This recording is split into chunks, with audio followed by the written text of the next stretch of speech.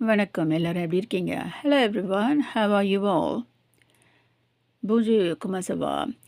So நான் இப்போ உங்களுக்கு ஒரு தகவல் சொல்கிறேன். இந்த தகவல் முழுமையாக நான் ஆங்கிலத்தில் சொல்கிறேன். நீங்கள் அதை கவனிச்சுக்கோங்க. பிறகு நான் கீழே போடுற இந்த முழு பதிவில் போய் அதற்கான பொருள் எல்லாத்தையும் பாருங்கள். தயாராக இருக்கீங்களா நான் சொல்கிறத கேட்குறதுக்கு? ஓகே, நல்லா கவனமாக கேளுங்க. எவ்வளோ அளவுக்கு உங்களுக்கு புரியுதுன்றதை பாருங்கள். ஃபஸ்ட்டு அது You must be kidding. 5 lambs from one mother. A ewe has defied odds of 1,000,000 to 1 by giving birth to these 5 healthy lambs on a family farm. The quintuplets arrived at Croft Farm in Uffington, Lincolnshire, where sisters Liz, Kate, and Susan are the third generation of the Jennifer family to run the business that has 300 sheep. Susan Jennifer Jones, 52, said, "It was a really lovely surprise. Mom was absolutely enormous during pregnancy. I did have a look at the odds, and it's 1 in a million, but I don't think it even happens that often. They're all doing really well. Incredibly, ewe gave birth to 5 lambs at the farm 48 years ago in 1978. So நான் இப்போ என்ன சொன்னேன்னு சொல்லிட்டு உங்களுக்கு விளங்குச்சுங்களா எல்லாருக்கும்? So முதல்ல அது listening and understanding. ஒருத்தவங்க பேசுகிறத லிசன் பண்ணி அதை அண்டர்ஸ்டாண்ட் பண்ணிக்கிட்டு அந்த கான்டெக்ஸ்ட்டுக்கு அண்டர்ஸ்டாண்ட் பண்ணிக்கிட்டு அதற்கு ஏற்ற மாதிரி நீங்கள் ரெஸ்பாண்ட் பண்ணணும்.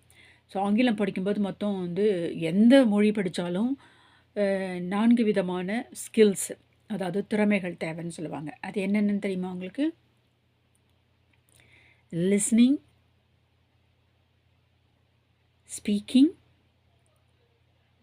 Writing, reading. இந்த 4 ஸ்கில்ஸு. ஸோ இதை லிசன் பண்ணி அதை அண்டர்ஸ்டாண்ட் பண்ணணும். இப்போ நான் என்ன சொன்னேன்னு சொல்லுங்கள், என்ன நியூஸ் சொன்னேன்னு தெரிஞ்சுதா உங்களுக்கு?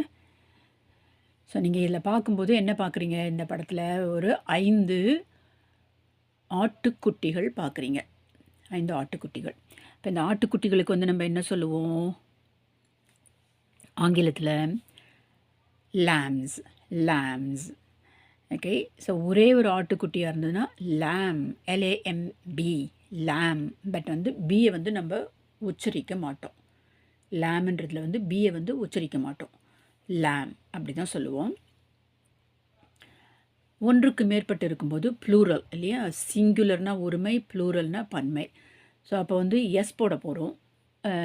2-3 விதங்களில் எழுத முடியும். ப்ளூரலில் பொதுவாக ஜென்ரலாக நாம் எப்படி பழங்கள், காய்கறிகள் கள் போடுறோம் இல்லையா? காயில் கள் போடுறோம். அந்த மாதிரி எஸ் போடுவோம் பொதுவாக. அப்போ லேம், லேம்ஸ், லேம்ஸ். ஸோ அங்கே எஸ் போட்டால் கூட நான் சொல்லும்போது பாருங்கள் எஸ்ன்னு சொல்கிறேன், ஆனால் உச்சரிக்கும் போது ஜின்னு சொல்கிறேன். Okay, lames.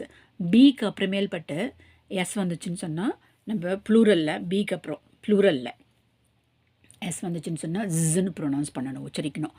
Lames. Okay, 5 lames இருக்குது. 5 ஆட்டுக்குட்டிகள் இருக்குது. இப்போ இதே மாதிரி நம்ம தமிழ்லேயும் பாருங்கள். தமிழில் ஓர் ஆடுன்னு சொல்லுவோம், ஒரு ஆட்டுக்குட்டின்னு சொல்லுவோம். ஸோ அந்த ஆன்றது வேவலில் வந்துச்சுன்னு சொன்னால், உயிரெழுத்தில் வந்துச்சுன்னு சொன்னால் ஓர்னு யூஸ் பண்ணுவோம். ஒரு மாடு என்று சொல்லுவோம். மாடு, மா என்பது உயிர் மெய் எழுத்தாயிடுச்சு, ரெண்டும் சேர்ந்து வந்திருக்கு. அப்போ ஒரு சொல்லுவோம். இதெல்லாம் நான் ஏற்கனவே சொல்லியிருக்கேன் உங்களுக்கு. உயிரெழுத்தில் துவங்குச்சுன்னு சொன்னால் ஓர் இலை. தமிழ்லேயே இந்த இலக்கணம் இருக்குது. ஓர் இலை, ஓர் ஆடு, ஒரு கன்று அப்படி சொல்லணும்.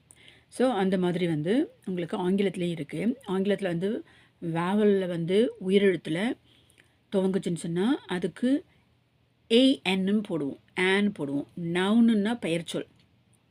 இப்போ ஆடு, ஆட்டுக்குட்டின்னும் போது அதெல்லாம் பெயர்ச்சொல். ஒரு பெயர் ஒரு பொருளுக்கான பெயரோ அல்லது ஒரு விலங்குகளுக்கான பெயரோ அந்த மாதிரி இருக்கிறதுக்கெல்லாம் பெயர்ச்சொல். அதுக்கு இந்த பெயர்ச்சொல்லுக்கு மாத்திரம்தான் A, an, the. இதுக்கு இந்த A, an, theலாம் டிட்டர்மினர்னு சொல்லுவோம். டிட்டர்மின் பண்ணுறோன்னா குறிப்பாக சொல்லுகின்றோம். ஒரு ஆடா, இந்த ஆடா, இந்த குறிப்பிட்ட ஆடா, எங்கள் வீட்டு ஆடா, உங்கள் வீட்டு ஆடா, யோ கோட், யோ கிட், இந்த மாதிரியெல்லாம் சொல்கிறது. அதுக்கு தான் டிட்டர்மின் பண்ணுறோம். ஓகே. ரொம்ப இலக்கணமாக நான் இப்போ வந்து விளக்கமாக போகிறதில்ல. இந்த செய்தியை மாத்திரம் சொல்லுவோம். ஸோ அப்போ வந்து வவலில் வந்து ஆரம்பிச்சிச்சுன்னு சொன்னால் ஆன் போடணும். ஃபார் எக்ஸாம்பிள் உதாரணமாகன்னு சொல்கிறோம் இல்லையா? For example. ஸோ இந்த மாதிரி வந்து நீங்கள் வந்து சரளமாக வந்து ஆங்கிலத்தில் பேசவும், தமிழில் பேசவும், மொழிபெயர்க்கவும் நீங்கள் தெரிஞ்சுக்கணும்.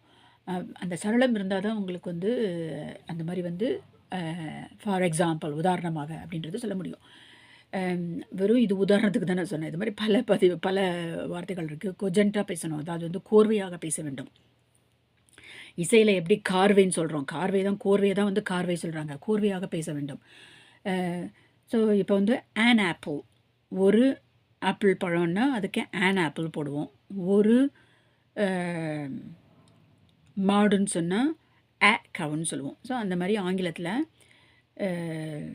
ஆன் அண்ட் ஏ யூஸ் பண்ணுறோம் பெயர் சொல்லுக்கு முன்னாடி. இப்போ நான் சொன்ன இது என்னன்னு சொன்னால், இந்த 5 குட்டிகளில் வந்து ஒரு பெண் ஆடு தானே வந்து கொடுத்துருக்க முடியும். அந்த பெண் ஆடுக்கு வந்து நம்ம என்ன சொல்லுவோம்? பெண் ஆடு கன்று போடுறதுக்கு என்ன சொல்லுவோம்? கன்று ஈனுதல்னு சொல்லுவாங்க. சுத்த தமிழில் சொல்கிறதா இருந்தால் என்ன சொல்லுவோம்? பெண் ஆடுக்கு ஈ ஈ. ஸோ ஆடுனா வழக்கமாக வந்து ஷீப்புன்னு சொல்லுவோம். ஷீப்னா செம்மறி ஆடு, SHEEP, ஷீப்னா செம்மறி ஆடு. கோட்னா வந்து வெள்ளாடு, GOAT, கோட்னா வெள்ளாடு. ஓகே.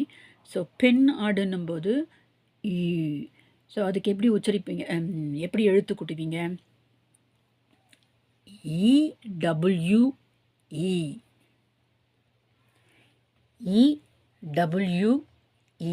EWE. இதை எப்படி உச்சரிக்கணும்னா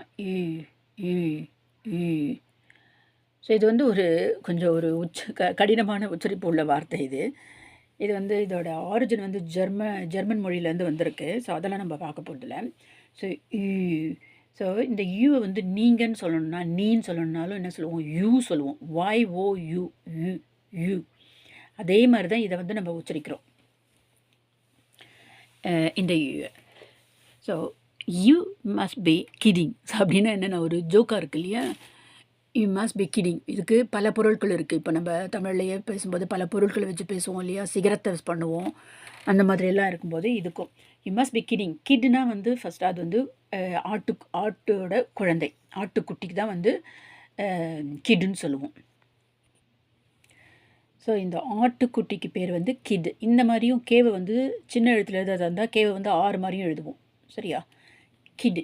ஸோ ஆட்டுக்குட்டிக்கு. அதே சமயத்தில் கிட்டிங்னும் போது நீ வந்து என்ன விளையாட்டுக்கு சொல்கிறியான்னு சொல்கிறதுக்கு வந்து யூ கிடிங், நீ என்ன விளையாட்டாக சொல்கிறியா, ஜோக் பண்ணுறியா அப்படின்னுவோம். ஸோ அது மாதிரி இந்த நியூஸை வந்து தலைப்பு போடுறாங்க பாருங்கள். இதெல்லாம் அட்வான்ஸ்ட் இங்கிலீஷ். தலைப்பு போடுறது வந்து எப்படி போடுறாங்கன்னா, you kidding, you must be kidding, நீ வந்து ஜோக் அடிக்கிற அப்படின்னு சொல்கிற மாதிரி. இதில் இலக்கணமும் இருக்குது, மஸ்ட் இருக்குது பாருங்கள். அதை பற்றி இன்னும் கொஞ்சம் நேரத்தில் விளக்குறேன் நான். So 5 lambs from one mother. So ஈவுன்றது தான் அந்த mother. Okay. Ewe. Okay. So அந்த மதர் வந்து எத்தனை ஆட்டுக்குட்டி போட்டிருக்கா? 5 ஆட்டுக்குட்டி. ஸோ அதனால் அது வந்து அவங்களால நம்ப முடியாத செயலாக இருக்குது. You must be kidding. ஏன்னு சொன்னால் இது உங்களுக்கு தெரிஞ்சிருக்கும். ஆடுகள் வந்து வழக்கமாக வந்து ஒரு குட்டி போடும்போது 2 ஆட்டுக்குட்டிகள் தான் போடும். அதிகபட்சம் போனால் 3 ஆட்டுக்குட்டிகள் போடும். அப்போ ஒரு ஆடு வந்து ஒரு வந்து 5 ஆடுக்குட்டி போட்டிருக்குதுன்னா அதை நம்ப முடியாதது. வழக்கமாக நடக்கிறது அதிசயம் ஆனது. 2 நார்மலாக நடக்கும் வழக்கமாக. 3 அதிகபட்சம். சில சமயத்தில் 4ம் வரலாம். ஆனால் அதிகமாக வந்து வழக்கமாக நடக்கிறது 3 ஆட்டுக்குட்டிகள் தான் கிடைக்கும். அதை இப்போ நம்ம ஆங்கிலமும் படிச்சுக்கிறோம், இங்கிலீஷும் படிச்சுக்கிறோம், பல தகவல்களையும் தெரிஞ்சுக்கிறோம் இல்லையா? சொன்னார். ஸோ அதனால் இந்த ஆடு வந்து இந்த வந்து இந்த பெண் ஆடு வந்து 5 ஆட்டுக்குட்டிகள் கொடுத்ததுனால அவங்களுக்கு வந்து ஒரு அதிசயமான நிகழ்ச்சியாக இருக்குது. உலகத்தில் எத்தனையோ அதிசயமான நிகழ்ச்சிகள் இருக்குது, இதில் இதுவும் ஒரு நிகழ்ச்சியான. ஸோ இப்போ இதுக்கு என்ன போட்டிருக்காங்க? ன்னு போட்டிருக்காங்க. ஸோ நான் ஏற்கனவே சொன்னேன், வேவல் எழுத்து வந்துச்சுன்னா, வேவல்னா AEIOU உயிரெழுத்துக்கள். அதுக்கு ஏல தான் ஆனில் போடணும்னு சொல்லியிருக்கேன். ஆன் ஆப்பிள் அப்படி போடணும்னு சொல்லியிருக்கேன். ஆனால் வந்து இந்த உச்சரிப்பு தான் வந்து AEIOU சவுண்டு வரணும். எழுத்து இருக்கிறதுனால அது மாதிரி நீங்கள் போட்டுறக்கூடாது. அன் ஹவர்னு சொல்லுவோம். ஹவர்னா 1 மணி நேரம். அது பார்த்திங்கன்னா HOURல துவங்கியிருக்கு. ஆனால் நம்ம அதுக்கு முன்னாடி ஹெச் வந்திருக்கு. ஹெச் வந்து வேல்லையே கணக்கு கிடையாது. ஏன்னா 5 வேல் தான் இங்கிலீஷில் இருக்குது. ஏஇஐஓயு இருக்குது. அப்போது அந்த ஆவல் சவுண்டு கொடுக்கும்போது வந்து எப்படி இருக்குன்னா, அந்த உச்சரிப்பு வந்து உங்களுக்கு வாவல் சவுண்டில் வருது, அனாவ். அதனால் ஏஎன் போடணும். இந்த இடத்துல யூ சவுண்டு வந்து யூ மாதிரி வந்திருக்கு. அது வந்து உங்களுக்கு வந்து வாவல் சவுண்ட் வரல. அதனால இது முக்கியமான இலக்கண point. Ewe ewe has defied. So இந்த இடத்துல பாருங்கள், இன்னும் நிறைய கிராமர் இருக்குது. ஸோ டிஃபைனாக வந்து என்னென்னா மறுத்து சொல்கிறது. சில சமயத்தில் வந்து பல பொருட்கள் இருக்குது. அதாவது வந்து இப்போ அம்மா ஏதாவது சொன்னாங்கன்னா மறுத்து எதிர்த்து பேசுகிறது இல்லையா, ஒத்துழைக்காமல் இருக்கிறத விட மறுக்கிறது வந்து இது. ஸோ இந்த இடத்துல ஸோ மறுத்து சொல்கிறதுன்றதை விட இந்த இடத்துல எந்த மாதிரி பொருள் எடுத்துக்கலாம், நடக்க முடியாத நடத்தி காமிச்சிருக்கு, நடக்க முடியாது நடந்திருக்கு அப்படின்ற போது இந்த டிஃபைன். அப்போ இங்கே இன்னும் என்ன போட்டிருக்குன்னா, இன்னும் பாசிவ் வாய்ஸ் இருக்குது. இதெல்லாம் வந்து நான் ஏற்கனவே பாடங்கள் போட்டிருக்கேன். Active voice, passive voice. Active வாய்ஸ்னால் என்ன, செய்வினை, செயப்பாட்டு வினைன்னு சொல்லுவோம் தமிழில்.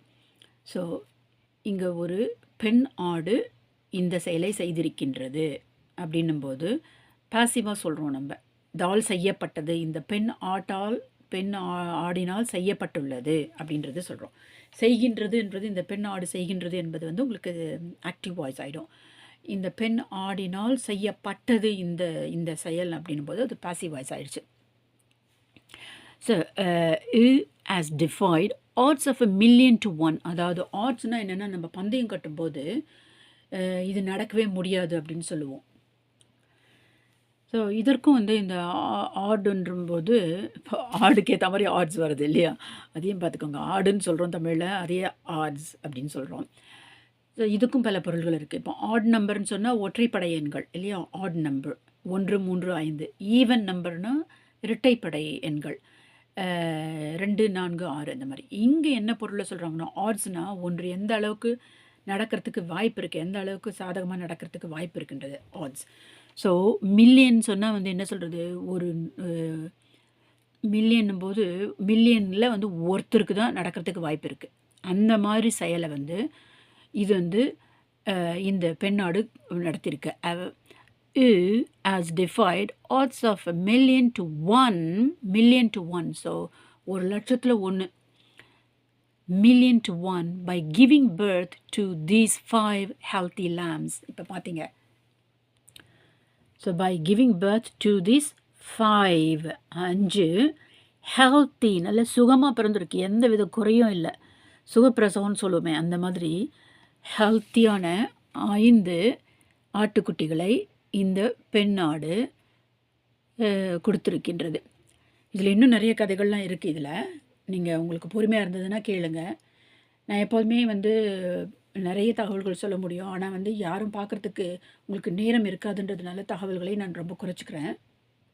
சில சமயத்தில் வந்து அதிவேகமாகவும் வந்து நான் போக வேண்டியதாக இருக்கும்.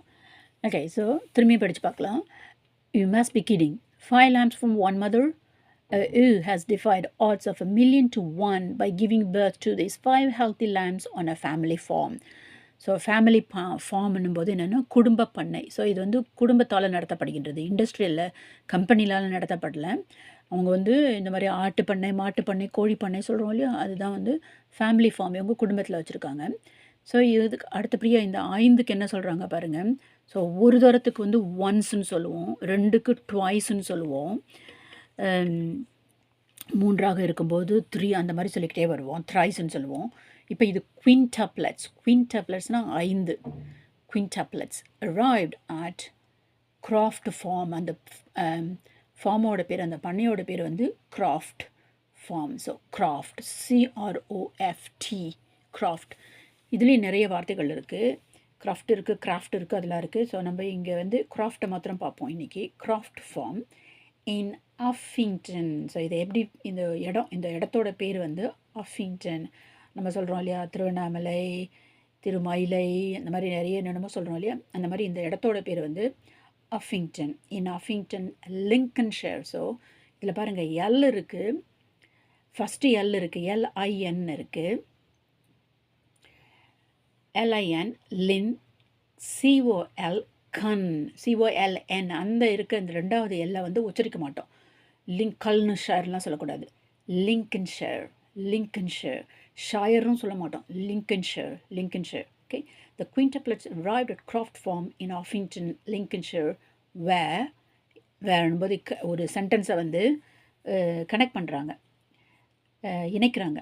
சிஸ்டர்ஸ், அதாவது சிஸ்டர்ஸ்னா சகோதரிகள் 3 பேர், லிஸ், கெய்ட் அண்ட் சூசன். அவங்க 3 சகோதரிகள் நடத்துகிறாங்க போல இருக்குது. அவங்க பேர் லிஸு, கெய்ட்டு, சூசன். லிஸ்ன்றது எலிசபெத்தாகவும் இருக்கலாம், கெய்ட்ன்றது வந்து கேத்ரினாகவும் இருக்கலாம்,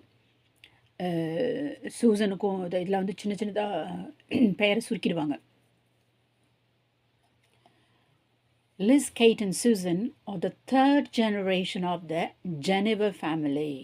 ஸோ அந்த குடும்பத்தோட பேர் என்னென்னா ஜெனிவர் ஃபேமிலி. அப்படின்னா என்னென்னா, இப்போ நம்ம வீட்டில் வந்து நம்ம அப்பாவோட பெயர் வைக்கிறோம் இல்லையா, பிறக்கும்போது குழந்தைகளுக்கு அப்பாவோட பெயரை வைப்பாங்க, அதை இனிஷியலாக வச்சுப்போம். இந்த ஊரில் வந்து எப்படின்னா ஃபேமிலி நேம்னு சொல்லுவாங்க. ஸோ அது மாதிரி அது ஜெனிவர் ஃபேமிலி. தேர்ட் ஜெனரேஷன்னா என்னன்னு சொன்னால், ஸோ லிஸ், கெய்ட், சூசனோட அம்மா அப்பா நடத்தியிருக்காங்க, அவங்களுடைய தாத்தா பாட்டி நடத்தியிருக்காங்க. மூன்றாவது, முதல் தலைமுறை, ரெண்டாவது தலைமுறை, மூன்றாவது தலைமுறைன்னு சொல்கிறோம் இல்லையா, அதான் தேர்ட் ஜெனரேஷன், மூன்றாவது தலைமுறை of the Geniver family to run the business. இது வந்து ஃபேமிலி பிஸ்னஸ், அவங்க இந்த பிஸ்னஸை நடத்துகிறாங்க. That has 300 sheep. ஸோ அந்த ஃபேமிலி பிஸ்னஸில் எத்தனை ஆடுகள் இருக்கின்றது? 300, 300. That has 300 sheep. Okay. So இந்த மாதிரி வந்து ஒரு இது எங்கே ஆரம்பித்து ஃபுல் ஸ்டாப் வந்திருக்கு பாருங்கள், கிட்டத்தட்ட 4-5 லைனுக்கு வந்திருக்கு இல்லையா. So the quintuplets arrived at Croft Farm in Orpington, Lincolnshire, where sisters Liz, Kate and Susan are the third generation of the Jennifer family to run the business that has 300 sheep. Okay. So ஒரு வாக்கியத்துக்கு full stop வரத்துக்கு இவ்வளோ வார்த்தைகள் இருக்குது. இப்போ அடுத்தபடியாக Susan Jennifer Jones.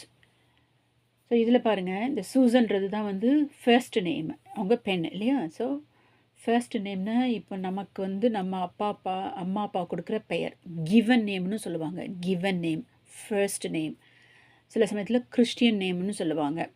ஏன்னா அது வந்து முதல் பெயர்ன்றது கிறிஸ்டியன் நேம்னு சொல்கிறது. ஸோ அது வந்து இப்போ வந்து அந்த அளவுக்கு வந்து உபயோகப்படுத்துறதில்ல. ஏன்னு சொன்னால் அது ஒரு மதத்தினரை மட்டும் குறிக்கிறதுனால அந்த மாதிரி இருக்கக்கூடாதுன்றதுல கிறிஸ்டியன் நேமை விட்டுட்டு இப்போ ஃபர்ஸ்ட் நேம் இல்லைன்னா கிவன் நேம்னு சொல்ல ஆரம்பிச்சிருக்காங்க. ஸோ ஜெனிவர் ஜோன்ஸுன்னும் போது நான் நினைக்கிறேன், இது எனக்கு தெரியாது அவங்க ஃபேமிலியை பற்றி. ஸோ ஜெனிவர்ன்றது அவங்களுடைய அப்பாவோட ஃபேமிலியாக இருக்கலாம், ஜோன்ஸுன்றது திருமணமானதாக இருக்கலாம், தெரியாது. அவங்களுக்கே டபுள் பேரல்டு, இதுக்கு என்ன சொல்லுவாங்கன்னா, இந்த சர்நேமுக்கு பேர் வந்து டபுள் பேரல்டு சர்நேம்னு சொல்லுவாங்க. ஏன்னா கீழே வந்து ஒரு ஐஃபன் வந்திருக்கு இல்லையா, கீழே இல்லை நடுவில் ஜெனிவருக்கும் ஜோன்ஸ். ஏன்னா ஜெனிவர்ன்றது ஒரு பேர், ஜோன்ஸுன்றது ஒரு பேர். ஸோ இந்த ஆண்களோட பெயர் தான் பின்னாடி வரும். நம்ம ஊரில் வந்து இனிஷியலாக வச்சுப்போம், இவங்களுக்கு பின்னாடி வச்சுப்பாங்க. ஸோ இதில் என்ன கேட்பாங்கன்னு சொன்னால், அப்பாவுடைய பெயரை வச்சுருந்தா, அப்பாவோட பெயர் இருக்கும்போது மெய்டன் சர்நேம், அதாவது உங்களுக்கு திருமணம் ஆகிறதுக்கு முன்னாடி உங்களுடைய அப்பாவோட பெயரை இனிஷியலாக எடுத்துக்கிறீங்க நம்ம ஊரில், இங்கே சர்நேமாக எடுக்கிறோம். அப்படி இருக்கும்போது மெய்டன் சர்நேம்னு சொல்லுவோம். அடுத்தது மேரிட் சர்நேம் என்னும்போது திருமணமான உடனே எப்படி வந்து கணவரோட பெயர் எடுத்துக்கிறோமோ அது மேரிட் சர்நேம். ஸோ இப்போ யாராலும் உங்களுக்கு உங்களுடைய மெய்டன் நேம் என்னன்னு கேட்டாங்கன்னு சொன்னால் உடனே குழம்பக்கூடாது. மெய்டன் நேம் இது பெண்களுக்கு ஒத்து வரும். மெய்டன் நேம் என்னும்போது ஆண்களுக்கு வந்து அவங்க வந்து அவங்களோட ஃபேமிலியோடு தான் வச்சுருப்பாங்க இல்லையா. எல்லா நாட்டிலையுமே இந்த இது இருக்குது, பெண்கள் தான் அவங்களுடைய பெயரை மாற்றிக்கணுன்ற மாதிரி. இப்போ அதெல்லாம் வந்து மாறிடுச்சு. சரி, என்னோடய கைப்பட்டு கேமரா கொஞ்சம் இதுவாகிடுச்சு. இப்போ அதெல்லாமும் வந்து மாறிடுச்சு. அதாவது வந்து பெண்கள் வந்து அவங்களுடைய அப்பா பேரையும் சேர்த்து வச்சுக்கலாம், அவங்க கணவருடைய பேரையும் சேர்த்து வச்சுக்கலாம், அந்த மாதிரியெல்லாம் வந்துடுச்சு. இப்படி தான் மாற்றிக்கின்றது கிடையாது. ஸோ இப்போ அவங்களோட வயதை சொல்கிறாங்க. சூசன் ஜெனிவர் ஜோன்ஸ் கமா போட்டாங்க, கமா 52. எங்கே இதுவும் ரொம்ப பங்க்சுவேஷன் மார்க்னு சொல்லுவாங்க. பங்க்சுவேஷன் மார்க்னால் எங்கெங்கே அரைப்புள்ளி, காற்புள்ளி, முழு புள்ளி, முக்காப்புள்ளி இதெல்லாம் கரெக்டாக வைக்கணும். இது வந்து ரைட்டிங்க்கு இல்லையா. ரைட்டிங் எக்ஸாம் எழுதுறது இருந்தால் கூட வந்து உங்களுக்கு வந்து இப்போ நீங்கள் டிஎன்பிஎஸ்சி எக்ஸாமே எழுதுறீங்கன்னு சொன்னால் ஜென்ரல் நாலேஜ் ஒரு பேப்பர் இருக்கும், அதுக்கப்புறம் வந்து என்ன சொல்கிறது இங்கிலீஷ்னு ஒன்று இருக்கும். அதில் வந்து 5 கேள்விகள் இருக்கும் இல்லையா. ஒன்றுக்கு 20 மார்க் இருக்கலாம். ஒன்று வந்து ஒரு காம்ப்ரிஹென்ஷன், இதை படிச்சுட்டு இந்த மாதிரி ஒரு பத்தியை படிச்சுட்டு அந்த பத்தியிலேருந்து நீங்கள் வந்து சில கேள்விகள் கேட்டிருப்பாங்க, அந்த கேள்விகளுக்கு நீங்கள் பதில் கொடுக்கணும். முக்கால்வாசி பதில் வந்து அந்த கேள்வியிலே இருக்கும். அடுத்தபடியாக வந்து ஒரு கட்டுரை எழுத சொல்லுவாங்க, ஒரு கட்டுரை ஆங்கிலத்தில் எழுத சொல்லுவாங்க, ஒரு கட்டுரை தமிழில் எழுத சொல்லுவாங்க, அப்புறம் ஒரு பகுதி வந்து ட்ரான்ஸ்லேஷன் பண்ண சொல்லுவாங்க, ஆங்கிலத்துலேருந்து தமிழ் ட்ரான்ஸ்லேஷன் பண்ணுவாங்க, தமிழ்லேருந்து ஆங்கிலத்தில் ட்ரான்ஸ்லேஷன் பண்ண சொல்லுவாங்க. இந்த மாதிரியெல்லாம் இருக்கும் இல்லையா? அதில் கிராமர்கள்லாம் இருக்கும். ஸோ அந்த மாதிரி வந்து இப்போ எதுக்கு சொல்ல வந்தேன்னு சொன்னால், இப்போ இந்த பங்க்சுவேஷன் மார்க்கெல்லாம் வந்து அப்போ உங்களுக்கு ரொம்ப ரொம்ப முக்கியமாக இருக்கும். So Susan Genever Jones 52 said. இப்போ அவங்க சொல்கிறாங்க, இது ரிப்போர்ட்டட் ஸ்பீச்சா டைரக்ட் ஸ்பீச்சான்றது பார்க்கணும். அதையும் நீங்கள் பார்க்கணும். இது வந்து டைரக்ட் ஸ்பீச் செட்னு போட்டிருக்காங்க. ரிப்போர்ட்டட் ஸ்பீச்னா வேறு மாதிரி இருக்கும். இதெல்லாம் அட்வான்ஸ்டு கிராமர். ஓகே, அவங்க என்ன சொல்லியிருக்காங்க, ஸோ அந்த சொல்லும்போது அவங்க விதின் கொட்டேஷன் சொல்லியிருக்காங்க, within single quotation, within double quotations, இதெல்லாம் வேறு இருக்குது. அதாவது ஒரே ஒரு என்ன சொல்கிறது, அது கொட்டேஷன் மார்க் போட்டிருக்காங்க இல்லையா, ஸ்பீச் மார்க்குன்னு சொல்லுவாங்க. சில சமயத்தில் 2 போடுவாங்க. இதுன்னு உங்களுக்கு தெரியுதா? அந்த இது இந்த மேலே வந்து ஒரு சின்னதாக ஒரு கமா மாதிரி இருக்கு இல்லையா, அதுதான் இது. ஸோ அந்த இடத்துல உங்களுக்கு தெரியுது, இதுக்கு பேர் சிங்கிள் கொட்டேஷன் பேர். So Susan Genever Jones 52 said it was a really lovely surprise. It was. So இங்கே வந்து பாஸ்ட் டென்ஸ் போட்டிருக்காங்க. It was a really lovely surprise. இது வந்து ஒரு ஆனந்தமான ஒரு சர்ப்ரைஸ்னால் என்ன சொல்கிறது, திடீரென்று கிடைத்த செய்தி. Mum was absolutely enormous. So அதாவது என்ன சொல்கிறாங்கன்னா, மாம்னா இந்த ஈவை தான் சொல்கிறாங்க. ஸோ சில பேர்லாம் சொல்லுவாங்க, விலங்குகளை போயிட்டு அதுக்கு வந்து குழந்தைகள் மாதிரி மனுஷால் மாதிரி பேர் சொல்கிறீங்களா அப்படின்னு சொல்லிட்டு. தவறு ஒன்றும் இல்லையே, இறைவன் படைத்த படைப்பில் எல்லாமே வந்து சம்மந்தம் இல்லையா. ஸோ அதனால் இது இந்த பெண் ஆடை வந்து அது தாயாகி இருக்கின்றது, அதனால் மாமன்னு சொல்கிறாங்க. So mum was absolutely enormous. அப்படின்னா என்னென்ன, enormousனால் ரொம்ப பெருசாக இருந்திருக்கு டியூரிங் ப்ரெக்னன்சி. இந்த மாதிரி இந்த குட்டிகள் பிறக்கிறதுக்கு முன்னாடி வந்து இந்த ஈவ் வந்து அதுக்கு என்ன பேர் வச்சுருக்காங்கன்னா குவின்ஸினே வச்சுருக்காங்க. அது தெரியாது இந்த பேர், இந்த தாய்க்கு பேர் முதலே குவின்ஸி இருந்துச்சா இல்லை இப்போ கொடுத்துருக்காங்களா, இப்போ 5 பிறந்ததுனால குவின்ஸின்னு கொடுத்துருக்காங்களா என்னன்னு தெரியல. மொத்த வரலாறுலாம் எனக்கு தெரியல. இதுதான் இங்கே நடந்தது, இன்றைக்கு நடந்த தகவல். உங்களுக்கு இது நாளைக்கு இந்த செய்தி பார்க்குறீங்கன்னு சொன்னால், இது இன்றைக்கு 21ஆம் தேதி ஏப்ரல் மாதம் 2026 நடந்திருக்கு இது. So Quincy, QUINCY. ஏன்னா நம்ம ஏற்கனவே பார்த்தோம், 5ன்னா என்ன சொல்லுவோம், 5க்கு குவின்டப்ளட்ஸ்ன்னு சொல்லுவோம், குவின்டப்ளட்ஸ் இல்லையா, அதனால் குவின்ஸின்னு வச்சுருக்காங்க. ஸோ குவின்ஸி, அந்த குவின்ஸின்ற தாய் ஆடு ரொம்ப ஆப்சல்யூட்லினா முழுமையாக எனாமஸாக இருந்துச்சு, ரொம்ப பெருசாக இருந்துச்சு during pregnancy. I did have a look at the odds. So அப்போ அவங்க இந்த பேசுகிறாங்களே சூசன் ஜெனவர் சொல்கிறாங்க, I did have a look at the ஆட்ஸ்னால் சாதகமாக இருக்குமோ அப்படின்னு நான் நினச்சேன், இந்த மாதிரி இருக்கலாம் அப்படின்னு சொல்லிட்டு. இப்போ அவங்க அந்த அப்போ இருந்ததுக்கும் இப்போத்தையும் வந்து அவங்க வந்து ஒப்பிட்டு பார்க்குறாங்க. அந்த மாதிரி இருந்துச்சே, இப்போ இதுதான் காரணம், 5 குட்டி உள்ளே இருந்ததுனால தான் இவ்வளோ அளவுக்கு பெருசாக இருந்திருக்கு அப்படின்றத சொல்கிறாங்க. Did have a look at the ஆட்ஸ்னால் வந்து நான் பார்த்தேன், இந்த மாதிரி அதிசயமாக சாதகமாக நடக்கிறதுக்கு எதுவும் வாய்ப்புகள் இருக்குதா அப்படின்னு சொல்லிட்டு நான் பார்த்தேன். And it's 1 in a million. அவங்க சொல்கிறாங்க இது வந்து மில்லியன்னா வந்து நம்மளுக்கு வந்து லட்சம்னு சொல்லுவோம் இல்லையா. 1 in a million, அதாவது 10 லட்சம், 1 லட்சம் நம்ம சொல்லுவோம். 1 லட்சம், 1 லட்சத்தை வந்து ஆங்கிலத்தில் எப்படி சொல்லுவோம்னா 100,000 சொல்லுவாங்க. லேக்குன்றது வந்து இந்தியன் இங்கிலீஷு, LAKHன்றது இந்தியன் இங்கிலீஷு, இங்கே உபயோகப்படுத்த மாட்டாங்க. இங்கே 100,000ன்னு சொல்லுவோம் லேக்குக்கு. ஸோ 10 லட்சத்தை தான் வந்து 1 மில்லியன்னு சொல்லுவோம். அப்போது அவங்க என்ன சொல்லுவாங்கன்னா, 10 லட்சத்தில் ஒரு ஒரு ஒரு குழந்தை இந்த மாதிரி, ஒரு ஆடு இந்த மாதிரி 5 ஆடுக்குட்டிகளுக்கு கொடுக்கறதுக்கு வாய்ப்பு இருக்குது, பிறப்பிக்கிறதுக்கு வாய்ப்பு இருக்குது. ஸோ இப்போ நம்ம வந்து நிகழ்ச்சியும் பார்க்குறோம், அதே சமயத்தில் ஆங்கிலத்தை தான் நம்ம வந்து இங்கே கவனம் செலுத்துகிறோம். எப்படி வந்து வொக்காபுலரிஸை பார்க்குறோம், ஒரு கதையாக உண்மையை நடந்த நிகழ்ச்சியை வச்சு நம்மளுக்கு ஆர்வம் ஊட்டுறதுக்காக ஒரு கதையாக நம்ம இதை பார்க்கின்றோம். Okay, so I did have a look at the ads. நான் வந்து இந்த மாதிரி நடந்திருக்கா அப்படின்னு சொல்லிட்டு நான் பார்த்தேன். And it's 1 in a million.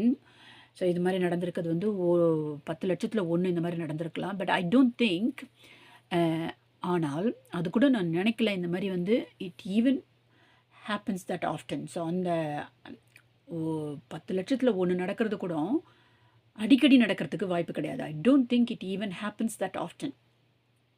So அடிக்கடி நடக்கிறதுக்கு வாய்ப்புகளே கிடையாது. ஸோ இன்க்ரெடிபிள்னா வந்து இன்க்ரெடிபிள்னா அதிசயமாக மிக அதிசயமாக cave birth to 5 lambs. So ஒரு பெண்ணாடு வந்து கேவ் பர்த். இப்போ பாருங்கள் இங்கே சிம்பிள் பாஸ்ட் டென்ஸ் வெறுமனே, ஏன்னா இது பல ஆண்டுகள், அதாவது வந்து என்ன சொல்கிறோம், இது எப்போ நடந்ததுன்றதை வந்து நம்ம குறிக்கிறோம். ஒரு டைம் இருந்துச்சுன்னு சொன்னால் நேற்று நடந்தது, போன வாரம் நடந்தது, போன ஆண்டு நடந்தது, இப்படி இருந்துச்சுன்னு சொன்னால் நம்ம சிம்பிள் பாஸ்ட்டை யூஸ் பண்ணணும். So gave birth to 5 lambs at the farm 48 years ago in 1978. 48 ஆண்டுகளுக்கு முன்பு 1978ஆம் ஆண்டில் ஒரு பெண்ணாடு 5 குட்டிகளை பிறப்பித்தது. அதனால் இது வந்து ரொம்ப ரொம்ப அதிசயமான நிகழ்வு.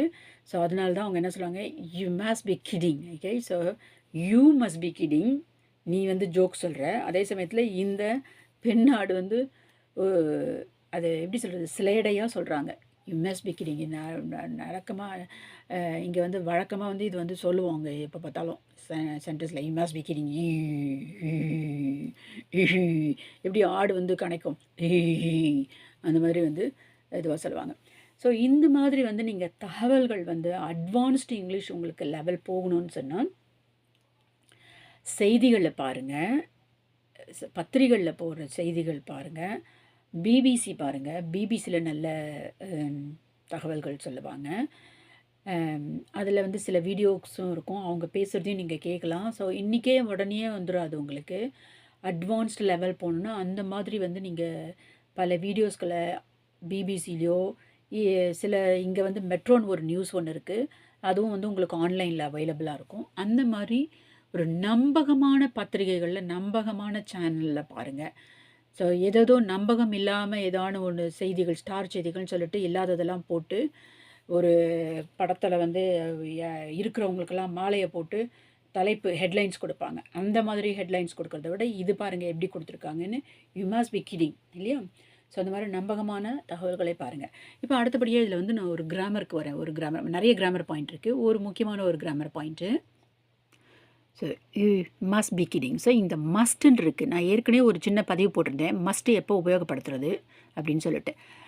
நிறைய தகவல்கள் இருக்குது. நான் இப்போ சொல்ல போகிறது குறிப்பாக ஒரு 2 தகவல் தான் சொல்ல போகிறேன். ஸோ மஸ்ட்டுன்றது வந்து உங்களுக்கு சட்டப்பிரகாரம், பை லோ. சட்டப்பிரகாரம்னா by law, B Y by L A W. ஒரு சட்டத்தை பற்றி பேசணுன்னா அப்போ இது மஸ்ட்டு. ஆப்ளிகேஷன், அதாவது நிச்சயமாக அதில் வந்து என்ன சொல்கிறது, கலந்து ஆலோசித்து கேட்குறதுக்கே இது கிடையாது. ஸோ உதாரணத்துக்கு ஒன்று சொல்லணுன்னா,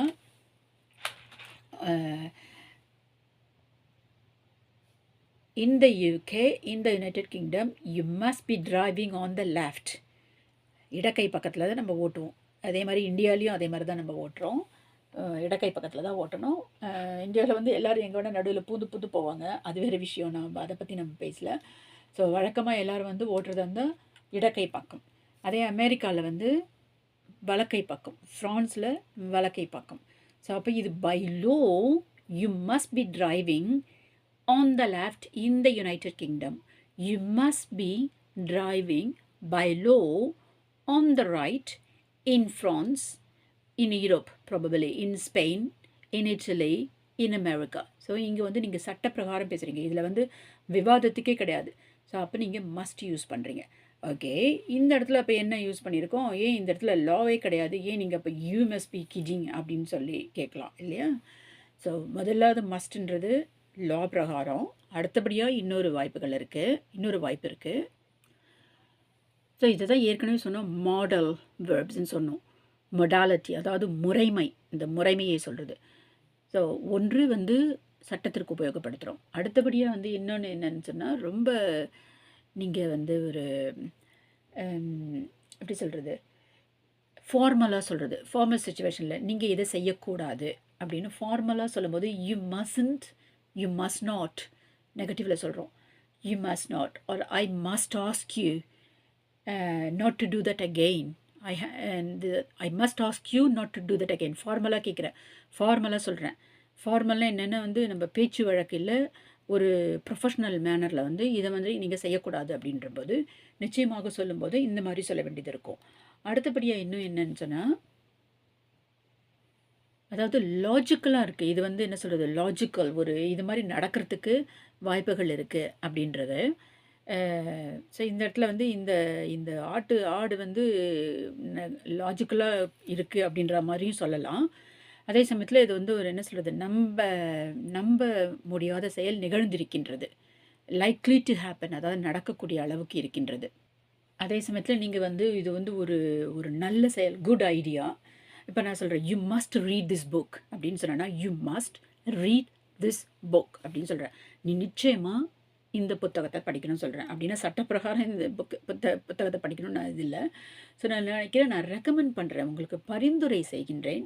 ஏன்னா அது வந்து ஒரு ஒரு என்ன சொல்கிறது, இது ஒரு குட் ஐடியா அப்படின்னு நான் நினைக்கிறேன். அப்படின்ற பட்சத்தில் அந்த மஸ்ட் யூஸ் பண்ணுவோம். ஸோ இந்த வித்தியாசங்களை நீங்கள் தெரிஞ்சுக்கணும்.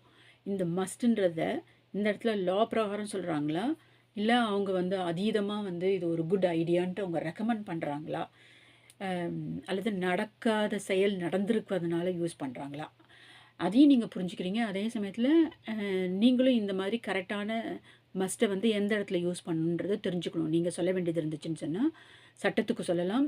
இந்த மாதிரி வந்து நடக்காத செயல் நடந்திருந்தாலோ, அல்லது நீங்கள் வந்து ஒரு ரெக்கமெண்ட் பண்ணுறீங்க, you must eat at this restaurant, நீங்கள் சொல்லலாம், இந்த ரெஸ்டாரண்ட்டில் போய் நீ சாப்பிடணும், அங்கே ரொம்ப ரொம்ப அருமையாக இருக்குது, ஸோ அதை நீ மிஸ் பண்ணிடக்கூடாது அப்படின்றோம்.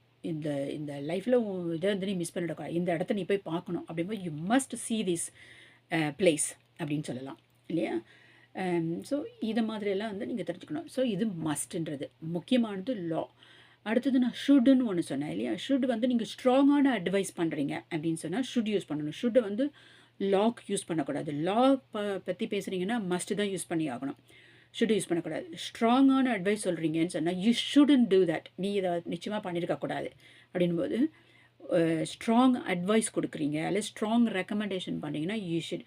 So you shouldn't resign your job before finding another job. நான் என்ன சொல்கிறேன், you shouldn't resign your job before finding another job. நீ இப்போ இருக்கிற வேலையை வந்து நீ ரிசைன் பண்ணக்கூடாது. என்ன சொல்கிறது, ரிசைனுக்கு வேலையை விட்டு வந்துடக்கூடாது. இன்னொரு ஜாப் நீ கண்டுபிடிக்கிறதுக்கு முன்னாடி, இன்னொரு ஜாப் எடுக்கிறதுக்கு முன்னாடி கண்டுபிடிச்சி அவங்க உங்களுக்கு எல்லாம் ஆஃபர்லாம் கொடுத்துட்டாங்க, ஓகே நீங்கள் இன்றைக்கி ஜாயின் பண்ணலாம் அப்படின்னு சொன்னதுக்கப்புறம், அல்லது இன்டர்வியூ வந்ததுக்கு அப்புறமேல்பட்டு அவங்கக்கிட்ட நீங்கள் டைம் கேட்கலாம். ஏன்னா நோட்டீஸ் பீரியட் இருக்கும் இல்லையா, 5 வீக்ஸ் நோட்டீஸ் பீரியட் இருக்கும், 4 வீக்ஸ் நோட்டீஸ் பீரியட் இருக்கும், அந்த மாதிரி.